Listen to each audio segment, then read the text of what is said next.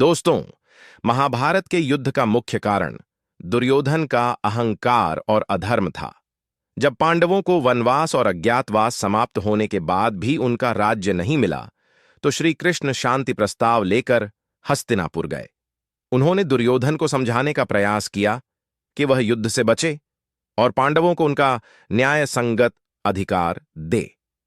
श्री कृष्ण ने नीति, धर्म और न्याय की बात करते हुए समझाया कि कौरवों और पांडवों के बीच टकराव को टालना ही सबसे उचित मार्ग है। लेकिन दुर्योधन अहंकार और हठ में अंधा हो चुका था।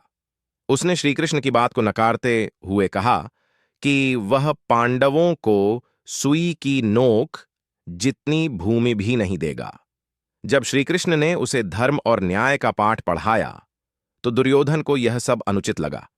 उसे यह प्रतीत हुआ कि श्री कृष्ण केवल पांडवों का पक्ष ले रहे हैं और उसकी इच्छा के विरुद्ध कार्य कर रहे हैं। इसी कारण उसने क्रोध में आकर श्री कृष्ण को पापी कह दिया। दुर्योधन ने यह भी कहा कि शक्ति ही सत्य है और जो बलशाली होता है वही धर्म को परिभाषित करता है। उसने श्री कृष्ण के समक्ष अपने बल और सैन्य शक्ति का घमंड प्रकट किया।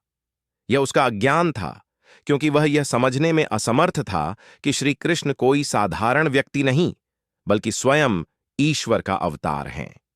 जब दुर्योधन ने श्री कृष्ण का अपमान किया और उन्हें बंदी बनाने का प्रयास किया, तब श्री कृष्ण ने अपने विराट स्वरूप का दर्शन कराया। इस अद्भुत दृश्य को देखकर सभा में उपस्थित सभी लोग भयभीत और विस्मित हो गए, लेकिन दुर्योधन फिर भी अपनी हठ धर्मिता पर अड़ा रहा। दुर्योधन का श्री कृष्ण को पापी कहना उसके अहंकार और अधर्म का प्रमाण था।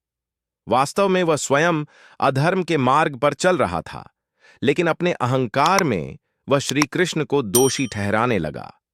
अंततः उसका यह अहंकार और अन्याय ही उसकी पराजय और विनाश का कारण बना।